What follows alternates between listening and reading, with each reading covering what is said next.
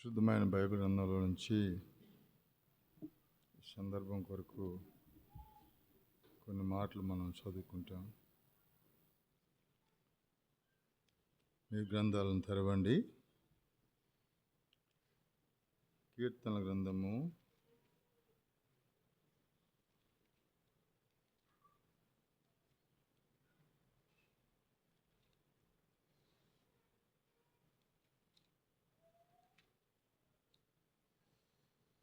136 అధ్యాయము 23వ వచనాన్ని అందరం బిగ్గరగా చదువుకుంటాం. కీర్తన గ్రంథము 136వ అధ్యాయము 23వ వచనాన్ని అందరం బిగ్గరగా చదువుకుంటాం. మనము దీనదశలో ఉన్నప్పుడు ఆయన మనలను జ్ఞాపకం చేసుకును, ఆయన కృప నిరంతరం ఉండును. మరొక మాట, నేను చదవాలనుకున్న మాట రూత్ ముందే చెప్పేసింది. అది పేపర్ అవుట్ అయిపోయింది కాబట్టి ఇంకా అవసరం లేదు. ఏమాట అది? 66వ అధ్యాయము చదువుదామా ఆ మాట? కీర్తనలు 66వ అధ్యాయము 5వ వచనం. దేవుని ఆశ్చర్య కార్యములను చూడరండి, నరుల ఎడల ఆయన జరిగించు కార్యములను చూడగా ఆయన భీకరుడై ఉన్నాడు. దానిపైన 65వ అధ్యాయం 11వ వచనం కూడా, సంవత్సరమును నీ దయా కిరీటము ధరింపచేసి ఉన్నావు, సారము వెదజల్లుచున్నవి. చిన్న ప్రార్థన చేసుకుందాం.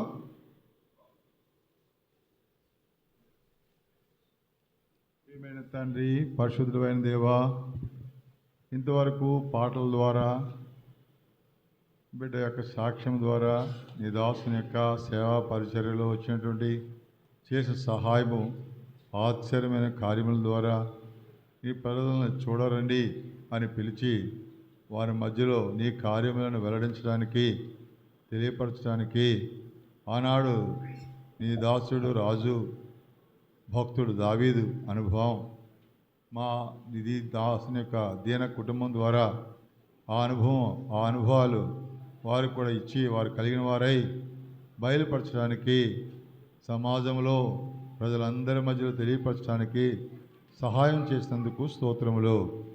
ఈ సందర్భంలో కుటుంబానికి, ప్రభా సంఘమునకు, బిడ్డకు, చేరిన అందరికీ ఈ వాక్యం దయచేయండి. మీరు మాతో మాట్లాడండి. నిలబడుతున్న నీ దాసుడు బలహీనుడు, ఖాళీ, కేవలం ప్రభా నువ్వు జ్ఞాపకం చేసుకొని ఏదైనా మీ యొక్క పరలోకపు ఆలోచనలు, మీ తలంపులు ప్రభా, ఎందుకంటే మాకంటే మీ తలంపులు ఉన్నతమైనవి కాబట్టి మానవ జ్ఞానం అంతా కొట్టివేసి మాకు అవసరమైన మాటలు దయచేయండి, ప్రోత్సాహం దయచేయండి. కన్నీటితో వచ్చిన వారు కన్నీరు తుడవండి, రోగంతో వచ్చిన బాగు చేయండి, రక్షణ దయచేయండి, నిరుత్సాహంతో వచ్చిన ధైర్యపరచి బలపరచండి. మా ప్రియమైన తండ్రి, ఎవరెవరి అక్కడితో వచ్చినారో మీరు ఎరిగిన దేవుడు కాబట్టి ప్రతి వారి యొక్క అక్కడిని వాక్యం తీర్చండి. ఈ పునరుద్ధరణ శక్తి నాకు దయచేయండి. నా గొంతును కూడా ముట్టి బలపరిచి మీ ప్రజల క్షేమం కొరకు వాడుకోండి. తెరబడిన ఆకాశంలో నుంచి, సింహాసనంలో నుంచి, కెరూబుల మధ్యలో నుంచి మీ స్వరాన్ని, మీ మెల్లని స్వరాన్ని మాకు వినిపించండి. దయగల మా తండ్రి, మీరు మాట్లాడితే మాకు క్షేమము, ఆశీర్వాదము, నెమ్మది, సమాధానము, మేలు, ఆరోగ్యము. కాబట్టి మా ప్రేమైన తండ్రి, నీ మాటలకు వస్తున్నాం. ప్రభుత్వం మేలు కొరికే జ్ఞాపకం చేసుకుని సహాయం చేయమని కోరుకుంటూ యేసు వారి శ్రేష్టమైన నామములో ప్రార్థించి స్తుతించి వేడుచున్నాము తండ్రి, ఆమేన్. దేవుడు ఈ యొక్క దీన కుటుంబం విషయంలో ఎంతో ఆశ్చర్యమైన కార్యాన్ని చేస్తూ వచ్చినాడు. రూత్ విషయంలో ప్రభు ఎంతో గొప్ప కార్యం చేస్తూ వచ్చినాడు. మా మటుకు మేము కూడా చాలా ప్రార్థన చేస్తూ వచ్చాం. ప్రభా, బిడ్డ చాలా కష్టపడింది. అయితే మొదటిసారి రాకపోవడం కొంచెం నిరుత్సాహం కలిగింది. రెండోసారి వేరే కాలేజీలో పెట్టిన తర్వాత తనకు చూడండి, అందరు పిల్లలు బాగానే ఉంటారు, మన పిల్లల చేతులు ఇరిగిపోతాయి. అవునా? ఏమండి? అందరూ బాగుంటారు, మన పిల్లడికి జబ్బు వస్తుంది. ఎప్పుడు? సరిగ్గా పరీక్ష ముందు కదా. నిజంగా చాలా ఆ బిడ్డ ఇబ్బంది పడింది. ఆపరేషన్ సామాన్యం కాదు. తర్వాత కూడా ఇబ్బంది పడింది, ఆపరేషన్ చేసిన తర్వాత కూడా. మరి అది రాయాలి, చేయాలి, ఎంతో బలం కావాలి, శక్తి కావాలి, జ్ఞానం కావాలి. దేవుని యొక్క జ్ఞానం ఎంతో అవసరం ఉంది, దేహంలో బలం కావాలి. ప్రభు వీటన్నిటి విషయంలో నిజంగా ఈ మాట సత్యం అన్నమాట. ఏ మాట ఇది? దేవుని ఆశ్చర్య కార్యములు ఎన్నో చేశాడు ఆ బిడ్డ పట్ల. కాబట్టి మనం నిజంగా కుటుంబపక్షంగా దేవునికి కృతజ్ఞత చెల్లించబద్దులమైనాం వారితో పాటు మనం కూడా కలిసి. అంతేకాకుండా బిడ్డకి మరొక సంవత్సరం దయాకిరీటంగా ఈ సంవత్సరము దేవుడు ఇచ్చుతూ వచ్చినాడు. ఎందుకు దేవుడు సంవత్సరాలను పొడిగిస్తూ ఉంటాడు? కారణం ఏమిటి? ఇంకొక సంవత్సరం ఇచ్చాడు. ఇప్పుడు ఏమైంది? 10th క్లాస్ అయిపోయింది, ఇంటర్మీడియట్ అయిపోయింది, ఇప్పుడు ఏమైపోయింది చెప్పండి అందరూ? ఏం మాట్లాడరే? ప్లాస్టర్ తీయండి, పర్లేదు. ప్లాస్టర్ వేసుకున్నారా? ఏమైంది చెప్పండి? డాక్టర్ అయింది. అవునా? మన కుటుంబాల్లో నుంచి ఒక దేవుని సేవకుడు, ఒక మారుమూల గ్రామంలో ఉన్న సేవకుల పిల్లలు ఒక డాక్టర్గా చదవటం అంటే ఇదేం సామాన్యమైన విషయం కాదు. ఆ దేవుని యొక్క మహా కనికరము ఆ కుటుంబం పట్ల ఉన్నది అంతే. ఎంతోమంది కోరికలు ఉన్నాయి. మా అమ్మాయిని కూడా డాక్టర్ చేయాలని నేను చాలా ప్రయత్నాలు చేశాను, చేయలేని ప్రయత్నం లేదు. కానీ డాక్టర్ కాలేదు, వేరే డాక్టర్గా ఇంకొక దాంట్లో అయ్యింది. గమనించండి, దేవుడు మన యొక్క హృదయ వాంఛ 20-4 ఎవరైనా తీసి చదవండి. ఎంత మంచి మాట అది. ఏమన్నాడు? నీ కోరికను సిద్ధింపచేసి ఆలోచన యావత్తును సఫలము. దేవుడు కోరికను సిద్ధింపజేస్తాడు. 21:2 ఏమన్నాడు? కీర్తన 21:2 అతని మనోభీష్టం నీవు సఫలము, అతని పెదవుల్లో వచ్చిన ప్రార్థన నీవు మానక. తర్వాత ఏమన్నాడు? శ్రేయస్కరమైన ఆశీర్వాదములతో నీవు అతనిని ఎదుర్కొనుచున్నావు, అతని తల మీద అపరంజి కిరీటం నీవు ఉంచి ఉన్నావు. కిందేముంది? 4 చాలు, ఆయుష్. కాబట్టి దేవుడు ఇక్కడ బిడ్డ యొక్క కోరికను తీర్చాడు. అలాగే తల్లిదండ్రులుగా, సేవకులుగా ఎంతోమంది సంఘము, సేవకులు, బంధువులు, నెలవరైన వారు, ప్రార్థన చేసిన వారు ఆ బిడ్డ పట్ల ఉన్నారు. కాబట్టి అతని మనోభీష్టము, తల్లిదండ్రులు కోరిక దేవుడు తీరుస్తూ వచ్చాడు. నిజంగా ఇది గొప్ప సంగతి. అయితే తను మొట్టమొదటిగా జాయిన్ అవ్వడానికి వెళ్ళేటప్పుడు నేను ప్రామిస్ చేయించుకున్నాను. ఏం ప్రామిస్ చేయించానంటే, నువ్వు డాక్టర్లో అయిన తర్వాత ఏం చేస్తారు? వాళ్ళ మనసు దేని మీదకి వెళ్తుంది? ఎంబీబీఎస్ డాక్టర్ అయింది, తర్వాత ఎండీ చేసింది, ఒక ఏదో స్పెషలైజేషన్ చేసింది, గుండె డాక్టరు, మెదడు డాక్టరు, ఎముకల డాక్టరు, పాలు ఎరగొట్టే డాక్టర్. పాలు ఎరగొట్టేది కాదు, అది వేరే. ఇలాంటి డాక్టర్లు అవుతే ఇప్పుడు రాజమండ్రిలో డాక్టర్ ఏదైనా డాక్టర్ దగ్గరికి వెళ్ళాలంటే ఆ పేషెంట్ 10 సార్లు ఆలోచన చేస్తాడు. ఈ డాక్టరు ఇంజక్షన్ పెట్టి లాగుతాడా, లేకపోతే ఇంజక్షన్ మనకు చేస్తాడా? మీకు అర్థమైంది కదా. ఇంజక్షన్తో లాగే వాళ్ళు ఎక్కువ మంది ఉన్నారు. దేవుని సేవ చేయాలి. డాక్టరు ఏం చెప్పితే ఆ పేషెంట్ అది చేస్తాడు. అవునా కదా? 10 మందులు రాస్తాడు, టైం రాస్తాడు. ఈ టయానికి ఇది వేసుకోవాలి. ఇప్పుడు గుండెకి మందు వేసుకోవాలంటే 12 గంటలకి ఆస్పిరిన్ వేసుకో అంటే వేసుకుంటాడంటే కరెక్ట్గా 12 టైం చూసుకొని వేసుకుంటాడు. రాత్రి సరిగ్గా 6 గంటలకే భోజనం చేసి 7 గంటలకి టాబ్లెట్ వేసుకుంటాడు. కాబట్టి వారు ఏమి చెప్పినా, కాబట్టే చెప్తాను డాక్టర్లందరికీ, డాక్టర్లు, మెడికల్ పీపుల్ ముఖ్యంగా ఎక్కువగా సువార్త చేయగలరు, ఎక్కువగా దేవుని పని చేయగలరు. వాళ్ళు మాట్లాడుతూనే దేవుని మాటలు వాళ్ళకి చెప్పగలరు. వాడు ఎంత కఠినాత్ముడైనా సరే. కఠినాత్ములు డాక్టర్ దగ్గరికి వచ్చేప్పటికి చాలా ఒబీడియంట్గా ఉంటారు. బయట వాళ్ళు రౌడీలే, డాక్టర్ దగ్గరికి వచ్చేటప్పుడు చాలా జాగ్రత్తగా ఉంటారు. Sir sir sir, madam madam madam అంటారు కదండి. కాబట్టి అప్పుడు నేను అడిగిన, నువ్వేం చేస్తావు? నువ్వు బాగా చదువుకోవాలి, ఆ తర్వాత నీ చదువు ద్వారా అనేక మందికి సేవ చేయాలి. ఒకటి ప్రభు మాటలు చెప్పొచ్చు, స్వార్థ చెప్పొచ్చు. రెండోదిగా ఏంటంటే వైద్యం చేయడం చాలా మంచిది. ఈనాడు లోకంలో వైద్యం పేరు పెట్టుకుని కోట్లు కోట్లు లాగేస్తున్నారు ప్రజల దగ్గర నుంచి. మన పిల్లలు డాక్టర్లు అయితే నిజంగా నా కోరిక రాజమండ్రి పట్టణంలో ఒక పెద్ద క్రిస్టియన్ హాస్పిటల్ పెట్టాలని. ప్రార్థన చేయండి, ప్రభు చిత్తమైతే తప్పనిసరిగా ఒక పెద్ద క్రిస్టియన్ హాస్పిటల్ ఉంటుంది. అది కాదు, నిజంగా వాడు కట్టుకోలేడు, నిజంగా వాడు చెల్లించుకోలేడు, కానీ జబ్బు తగ్గాలి. జబ్బు తగ్గకపోతే ప్రాణానికి అపాయం, ప్రమాదం. చిన్నపిల్లలు వస్తారు, అపాయం. వాళ్ళకి ఎవరు చేస్తారు? క్రీస్తు ప్రభు యొక్క ప్రేమ, ఆయన ప్రేమ నిజంగా నువ్వు చూపించాలి. That is called the Christian hospital. Christian hospital అంటే బోర్డు కాదు. కాబట్టి ఇలా ఉంది. ఇలాంటి లోకంలో రూత్తోని అదే ప్రామిస్ చేయించుకుని నువ్వు పెద్దదాని అయిన దాకా మంచి స్పెషలైజ్ చేసిన తర్వాత తప్పనిసరిగా ప్రభు కొరకు పని చేయాలి. ప్రభు తనని దీవించి ఒక మంచి మెడికల్ కాలేజీలో, ముందు ఒక కాలేజీలో వచ్చింది, ప్రార్థన చేశాము, మంచి మెడికల్ కాలేజీలో దేవుడు తనకి సీటు మళ్ళీ ట్రాన్స్ఫర్ ఇచ్చినాడు. అదొక అద్భుతం. చెప్పాలంటే రూత్ యొక్క జీవితంలో ఇందాక విన్నాం కదా, పుట్టుక నుంచే కూడా అన్నీ కూడా చెప్పండి, అన్నీ కూడా. అరే ఒక్కరు మాట్లాడరు ఏంటా, మీ దండం పెడతా. అద్భుతాలే. తల్లి గర్భంలో ఉన్నప్పుడే దేవుడు అద్భుతం చేశాడు. కాబట్టి తన జీవితంలో ప్రభు కొరకు రాబో దినాల్లో ఒక బలమైన సాక్షిగా జీవించి ఒక మంచి మెడికల్ డాక్టర్గా ఉండి అనేక మందికి సేవలు చేయాలి.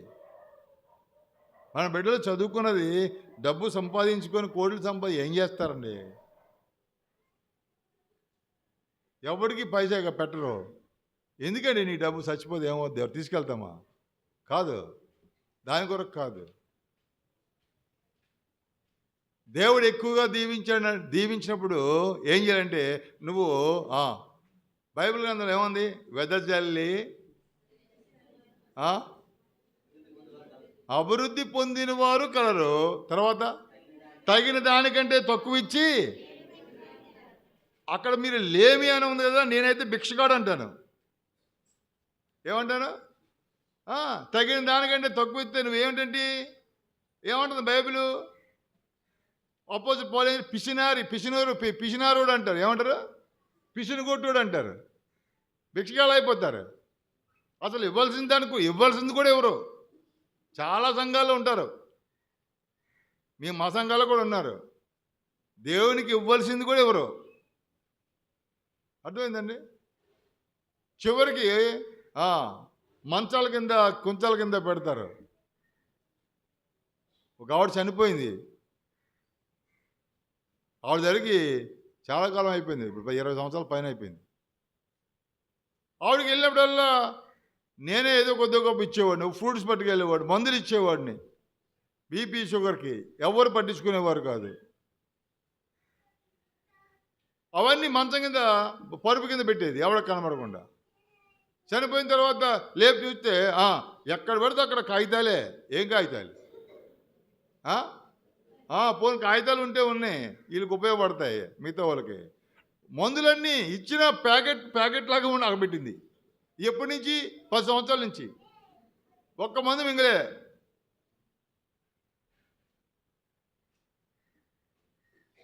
ఏం లాభం? ఉపయోగం ఉందా? లేదు. కాబట్టి మనము ముఖ్యంగా దేవుని సేవకులుగా కుటుంబంలో పిల్లలు తప్పనిసరిగా ఏ రూపంలోనైనా వాళ్ళు దేవుని పని చేయవలసిందే. వాళ్ళు ఎంత పెద్ద ఉద్యోగం చేసుకున్నా గుర్తుపెట్టుకోండి, సేవకులు ఎంత పెద్ద ఉద్యోగం చేసినా మీ పిల్లలు, మన పిల్లలు ఏ రూపంలోనైనా వాళ్ళు ప్రభు పనిలో ఉండాలి. ఉద్యోగం చేసుకో, అదే సమయంలో దేవుని ఇంట్లో పని చేయు. ఒక పాట లేదా ఒక వర్తమానం ఇచ్చేవాడు గాను, ఒక పరిచారకుడు గాను, ఏదో రకంగా ప్రభు ఇంట్లో ఒక బాధ్యత కలిగి ఉండాలి. ఎక్కడున్నా, ఈ దేశంలో ఉన్నా, ఇంకొక దేశంలో ఉన్నా, ఎక్కడున్నా. మా అమ్మాయి కూడా వేరే దేశంలో ఉంటుంది. మన క్రిస్మస్ రోజుని చాలామంది మాట్లాడుకున్నారంట. మాట్లాడుకొని ఎవరికైనా ఒక ఫారిన్ నుంచి వచ్చి చదువుకున్న అమ్మాయికి, అమ్మాయి ఈ క్రిస్మస్ మెసేజ్ ఇవ్వాలన్నదన్నారు. అది చాలా పెద్ద చర్చి. ఫారిన్ నుంచి వచ్చిన అమ్మాయికి క్రిస్మస్ మెసేజ్ ఇవ్వాలంటే వాళ్ళు ఏంటంటే అక్కడ అంతా తుతుమంత్రం భక్తి. దాన్ని ఆ టైంలో మా అమ్మాయిని సెలెక్ట్ చేసుకొని ఆ వర్తమానానికి తనకిచ్చారు. ఎలాగిచ్చారో మనకు తెలియదు. ప్రభు వారి హృదయంలో పుట్టించాడు ఆ మనసు. ఒక వర్తమానము, ఒక కుటుంబం ఇక జీవితంలో మర్చిపోలేంటుగా హత్తుకొని ఉన్నారు. వాళ్ళకి 4 కూతుళ్ళు, మా పాపంత వయసు వల్లే. అనేక మంది ప్రభుని విశ్వాసం ఉంచారు. అసలు నిజమైన క్రిస్మస్ అంటే ఏంటో అనేక మంది, వందల వేల మంది తెలుసుకుంటూ వచ్చారు. అది బ్రాడ్కాస్ట్ కూడా చేయబడింది వరల్డ్ వైడ్. దేవుని ప్రజలంగా సేవకుల పిల్లలే కాదు, విశ్వాసులుగా మీ పిల్లలు కూడా, అయ్యా దేవుడు ఇప్పుడు రూతుని జ్ఞాపకం చేసుకొని ఏం చేస్తూ వచ్చాడు? ఇంకొక సంవత్సరాన్ని దయాకిరీటంగా ఇచ్చాడు. చూడండి, రండి ఒక ఇద్దరు వ్యక్తుల యొక్క జీవితం కొన్ని మాటలు చూద్దాం. ఇక్కడ ఒక ఆయన అంటాడు, ఆయన ఏమంటాడంటే, మొట్టమొదటిగా మొదటి సమూయేలు గ్రంథం 9వ అధ్యాయం, మొదటి సమూయేలు గ్రంథము 9వ అధ్యాయము రండి 21. అందుకు సౌలు, నేను బెన్యామీనుని కానా? నా గోత్రము ఇశ్రాయేలు గోత్రంలో స్వల్పమైనది కాదా? నా ఇంటివారు బెన్యామీను గోత్రపు ఇంటివారందరిలో అల్పులు కారా? నాతో ఇలాగ ఎందుకు చెప్పుచున్నావు? ఏం చెప్పాడు ఆయనకి? ఏం చెప్పాడు? నీవు ఇశ్రాయేలుకు రాజుగా చేయబడుతున్నావు. నాతో ఎందుకు చెప్తున్నావు? నేను ఇంత అల్పమైనటువంటి వాడిని, నా కుటుంబం ఎంత అల్పమైంది. నా గోత్రము గురించి మాట్లాడుతున్నాడు. నా గోత్రం ఎంత అల్పమైన గోత్రం. ఇంత అల్పమైన గోత్రంలో నుంచి ఇంత గొప్ప రాజా, ఇంత గొప్ప కార్యమా, ఇంత గొప్ప పనా, ఇంత గొప్ప ఉద్దేశమా? మరి ఇంకొక రాజు కూడా అంటున్నాడు, ఇంకొక ఆయన కూడా అన్నాడు. చూడండి, అదే 2వ సమూయేలు గ్రంథంలో ఆయన కూడా మాట్లాడుతాడు. ఇక్కడ గోత్రం, నా గోత్రం ఏర్పడింది, నా ఇల్లు ఏర్పడింది అంటున్నాడు. ఇక్కడేమో 7వ అధ్యాయం 2వ సమూయేలు గ్రంథం 18వ వచనంలో దావీదు అంటాడు. చూడండి, దావీదు రాజు లోపల ప్రవేశించి యెహోవా సన్నిధిలో కూర్చుండి ఇలాగును మనవి చేసి, నా ప్రభువా యెహోవా, ఇంతగా నీవు నన్ను హెచ్చించుటకు నేనెంతటి వాడిని, నా కుటుంబము ఏపాటిది? ఇంత హెచ్చుగా చేసినంతయు నీ దృష్టికి కొంచెమై మానవుల పద్ధతిని బట్టి బహుకాలం జరిగిన తర్వాత నీ దాసుడైన నా సంతానంలో కలుగుబోదని దాని గురించి నీవు సెలవిచ్చి ఉన్నావు. చూడండి ఏమన్నాడు? నా కుటుంబము ఇంతగా హెచ్చించావు. అక్కడేమన్నాడు? నా గోత్రం ఏపాటిది. అంటే దేవుడు ఒక వ్యక్తిని వాడుకోవడానికి ఏ గోత్రం కావాలి దేవునికి అంటారు కొంతమంది. ఏమంటారు చెప్పనా? ఈ ఊర్లో అందరూ మా ఇంటి పేరేనండి. దేనికి పని చేస్తారు చెప్పండి? అయ్యి ఈ ఊర్లో అందరూ మా బంధువులేనండి. కాదండి, దేవునికి ఏ గోత్రం కావాలి? నువ్వు రాజుగా చేయబడాలంటే నువ్వు రాజుగా చేయబడాలి. It is God's will. God wants to make you a king to the nation. That nation was totally selected, elected and chosen by God, not by any human being. మనుషుల వల్ల కాదు, దేవుడు ఎన్నుకొనబడిన గోత్రానికి రాజు. అర్థమైందా? భారతదేశానికి కాదు, లేదా అమెరికా కాదు, దేవుడు ఎన్నుకున్నటువంటి ఆ రాజ్యానికి రాజు. సేవకులారా, దేవుడు మీకు గొప్ప ఆధిక్యత ఇచ్చినాడు. ఏమిటి? దేవుని ప్రజలను నడిపించే నాయకుడు. ఇది సామాన్యమైన పని కాదు, ఇది ఈజీగా వచ్చే పని కాదు. ఎఫెసీ పత్రికలో, నీ బోధకులు కాబట్టి అందరికీ తెలుసు, మీకు కూడా తెలుసు, భూమి పునాదులు వేయబడక ముందే దేవుడు మిమ్మల్ని మనం ఓ పాట పాడుకున్నాం, దేవుడు మిమ్మును ఏర్పరచుకొనెను అశ్రద్ధ చేయకుడి కదా. దేవుడు మనం ఏర్పాటు చేసుకున్నాడు. ఎప్పుడంట? భూమికి పునాది వేయబడక ముందే. యోబుతో అంటాడు దేవుడు, ఈ భూమి పునాది వేయబడి నువ్వు ఎక్కడున్నావు? అక్కడ ఇర్మియా అంటాడు, చదువుతారు ఒకసారి ఒక మాట. ఇర్మియా గ్రంథం 5వ వచనం అందరికీ తెలిసిన మాటది. ఇర్మియా 1:5 అక్కడ ఇంకా అద్భుతమైనటువంటి మాటది. నాకు ప్రత్యక్షం ఇలాగ జలవిచ్చింది, గర్భములో నీకింకా రూపు రాలే. అమ్మ ఆలోచన చేయండి, గర్భంలో నీకింకా రూపం రాలే, కానీ నేను నిన్ను. అరే ఎలా ఎరుగుతాడు? ఇప్పుడు జాషువాని ఇక్కడ విన్నాడు కాబట్టి ముఖం ఎలా ఉంటుంది, ఆయనకు బట్టతల, ఆయన తలబట్టలు వేసుకుంటాడు, ఇలా మాట్లాడతాడు, ఇలా నిలబడతాడు. ఒక రూపం ఉందిగా, ఒక రూపం ఉందా లేదా? ఎక్కడికి వెళ్ళినా అరే దూరం నుంచి చూసి చెప్పొచ్చు, అన్న అహరోన్ అన్నలా ఉన్నాడే, నడుస్తున్నాడే, కరెక్ట్గా అన్నలాగా అలాగే నడుస్తున్నాడే, చూడగా గుర్తుపట్టవచ్చు. కానీ ఇక్కడ దేవుడు అంట అసలు రూపమే లేకుండా గుర్తుపెట్టాడంట. అప్పుడు ఏం చేస్తున్నాడంటే, చదవండి కిందకి, ఇంకా రూపం లేదు, బయటికి రాలేదు. ప్రతిష్ఠించి తిని జనములకు ప్రవక్తగా నిన్ను నియమించి తిని. అర్థమైందండి? జనములకు ప్రవక్తగా నిన్ను నియమించి తిని. ఎప్పుడంటే నీకు ఇంకా రూపం రానప్పుడే. కాబట్టి రూతు తెలుసుకోవాలి, ఇక్కడ సేవకులుగా మనం తెలుసుకోవాలి, సంఘంగా నువ్వు తెలుసుకోవాలి. అర్థమైందా? అమ్మా ఇక్కడ ఉన్నావు యెరూషలేములో అంటే నీవు ఇక్కడ ఉండాలని భూమి పునాది వేయబడక ముందే దేవుడు పరలోకంలో నిర్ణయించి పుస్తకంలో రాసి పెట్టాడు. కాబట్టి నువ్వు ఇక్కడ ఉండగలుగుతూ వచ్చావు, కాబట్టి నువ్వు సేవకుడిగా చేయబడుతూ వచ్చావు, పిలువబడుతూ వచ్చావు. నో క్వాలిఫికేషన్, నో గోత్రమో, నేను ఇంతటి వాడిని అంత గోత్రాలు అక్కర్లే అయ్యా. గోత్రాలతో దేవుడు ఎన్నుకున్నాడా? ఒక మాట చదువుకుందానికి ముందుగా రండి, మత్తయి సువార్త 4వ అధ్యాయం 18 చదువుకుందాం. యేసు గలిలయ సముద్ర తీరం నడుచుండగా పేతురుని వెంట సీమోను అతని సహోదరుని ఆంద్రయ అని 2 సహోదరులు సముద్రములో వల వేయుట చూచెను. వారు జాలరులు. వారు ఎవరంట? ఏం పని చేస్తున్నారు? ఏం చేస్తున్నారు? జాలరులు అంటే అర్థం ఏంటి? చేపలు పట్టేటువంటి వారు. కాబట్టి ఆయన నా వెంబడి రండి అని నేను మిమ్మను మనుషులను పట్టు జాలరుగా చేతున్న వారితో వెంటనే వారు తమ వలలు విడిచిపెట్టి ఆయనను వెంబడించిరి. ఎవరండి వారు?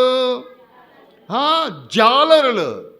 దేర్ ఈజ్ నో ఎడ్యుకేషన్, చదువు లేదు, గోత్రం లేదు, వాళ్ళు ఏ పని చేస్తున్నారో చూడలేదు. దేవుడు ప్రభు నన్ను వెంబడించండి.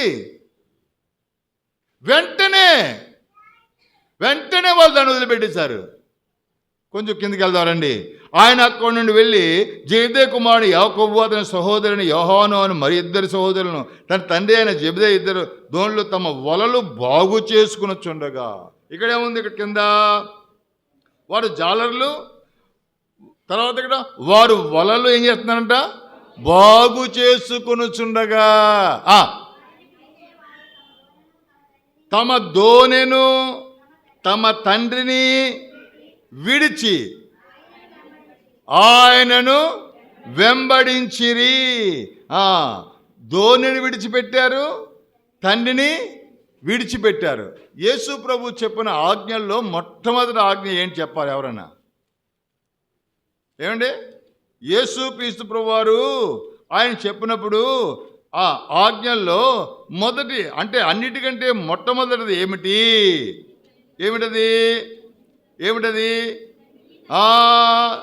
విడిచిపెట్టు. ఒక దగ్గర 2 సార్లు మా లూకాసు వార్తలో కూడా ఆ మాట మనం చూస్తాం. చూడండి, మార్క్సు వార్త 12లో చూద్దాం, 30 వచ్చును. మార్క్సు వార్త 12:30. నీవు నీ పూర్ణ హృదయముతోను, నీ పూర్ణ ఆత్మతోను, నీ పూర్ణ వివేకముతోను, నీ పూర్ణ బలముతోను నీ దేవుడైన ప్రభువును ప్రేమింపవలనదే. ఇది ఎలాంటి ఆజ్ఞ అంట? ప్రధానమైన ఆజ్ఞ. కాబట్టి నీ తల్లిని, నీ బంధువులను, నీ కలిగిందని అంతటినీ విడిచిపెట్టు అంటే దైవజనుడు భక్సింగ్ గారంట కోట్లు కోట్ల ఆస్తి వదిలిపెట్టారంట. ఎలాగ ప్రభువుని ప్రేమిస్తూ వచ్చారు? పూర్ణ హృదయముతో, పూర్ణ ఆత్మతో, పూర్ణ బలముతో, పూర్ణ శక్తితో. ప్రధానమైన ఆజ్ఞ, నన్ను మొదట ప్రేమించండి. ఇప్పుడు నన్ను ప్రేమిస్తే ఏం చేస్తారు? నా ఆజ్ఞలను గైకుంటారు, నా మాటను గైకుంటారు. అప్పుడు ఏం చేస్తారు? యేసుప్రభు ఏమన్నారు? నేను మిమ్మలను ఏం పట్టేవారిగా చేస్తా అన్నాడు? మనుషులను పట్టేవారినిగా చేస్తాను. అట్లాంటి సేవ దేవుని ఈ ప్రజలను ప్రభు వైపు నడిపిస్తారు. ఎప్పుడైతే ప్రభు వైపు నడిపించామో ప్రభు యొక్క క్వాలిటీస్ వారిలోకి వెళతాయి. దీనికి గోత్రం అవసరంలే, ఏ గోత్రం అవసరంలే. నా గోత్రం ఏర్పడింది లేకపోతే నా కుటుంబం ఏర్పడింది అవసరం లేదు. దేవుని సేవకులుగా భవిష్యత్తు పరిచర్య కొరకు ఆలోచన చేసే వారంగా ఉండాలి. కాబట్టి ప్రియ దేవుని ప్రజలారా గమనించండి, మన బిడ్డలకు మనం ఇచ్చే ఒక మాట. ఆది కాండము అబ్రాము ఇస్సాకు ఏమిచ్చాడు? ఇందాక మనం ఒక మాట చదువుకున్నాం. ఏమిచ్చాడండి? తనకు కలిగిన ఆస్తి అంతా 13వ అధ్యాయం 6వ వచనం ఉంది. వారు కలిసినంత, ఎందుకనగా వారి ఆస్తి కలిసిన అంత ఉంది. అక్కడైనా కాదు, ఒక్క మాట చూడండి. తనకు కలిగిన ఆస్తి యావత్తును ఎవరికి ఇచ్చాడు? ఇస్సాకుకు ఇచ్చినాడు. చూడండి, యావత్తు 5 ఎక్కడది? 5వ వచనం 25:5 అబ్రాహాము తన కలిగినది యావత్తు. కాబట్టి మన బిడ్డలకు మనం ఇచ్చే ఆస్తి విశ్వాసం, ప్రార్థనా జీవితం, దేవుని మందిరం యొక్క ప్రాముఖ్యత, దేవుని ఇంటి యొక్క పని, ఈ వాక్యము వారికి ఇస్తే ప్రపంచంలో ఎక్కడికి వెళ్ళిపోయినా వాళ్ళ గురించి నువ్వేమి వరి అవ్వక్కర్లే. అలాంటి పిల్లలు దేవుని ఇంట్లో ఉంటే సంఘానికి ఎంత ప్రోత్సాహం. అలాగా మనం తయారు చేస్తే రాబో దినాల్లో చేతులు బరువెక్కిపోయినప్పుడు ఈ చేతులు ఎవరు మోస్తారు? వాళ్ళే మోస్తారు. ఏదో ఒక రోజు నీ చేతులు బరువు ఎక్కువైపోతాయి, ఎందుకంటే చేయలేకదు, కాళ్ళు లేకదు, అప్పుడు వాళ్ళే మోస్తారు. అర్థమైందా? విశ్వాసిగా నీ జీవితంలో కూడా ముద్దుబారి పని పరిస్థితులు ఉన్నాయి. ప్రభా నాది ఏమీ అవ్వట్లేదు. సారమ్మ విశ్వాసమును బట్టి ముద్దులో నుంచి చిగురు వచ్చింది. చిగురు వచ్చినప్పుడు ఓర్పు పట్టు. ఆ కొన్ని పనికిరాని కోసేసినప్పుడు ఓర్పుతో ప్రభువా నీకు ఇష్టం వచ్చింది చేయి ప్రభువా. తండ్రికి నలగొట్టకు తండ్రికి ఇష్టమాయను. కాబట్టి నాడు ప్రపంచం అంతా యేసుప్రభు విశ్వాసం ఉంచారు. ఒక విశ్వాసగా నీ దగ్గర అలాంటి విధేయత ఉంటే నువ్వు కూడా ఫలింపులోనికి వస్తావు. నీ సేవ ఫలింపులోకి వస్తుంది. నీ బిడ్డలో మంచివారుగా అవుతారు, నీ బిడ్డలు ఆత్మీయులు అవుతారు. పరిచర్య, కుటుంబము గొప్ప మాదిరికరమైనటువంటిదిగా ఉంటుంది. అంత మాత్రమే కాదు, అబ్రాహాము చెప్పాడు, నిన్ను బట్టి సమస్త రాజ్యములను దేశములను అంటే ఒక సేవకుని కుటుంబము ఈ లోకంలో ఎంత ప్రాముఖ్యమైందో అర్థం చేసుకోండి. రూతుకు ఒక వాగ్దానం ఇచ్చి నేను ముగిస్తా. నిర్గమాకాండం 13వ అధ్యాయం చదవండి. నువ్వు చదువమ్మా. 21-22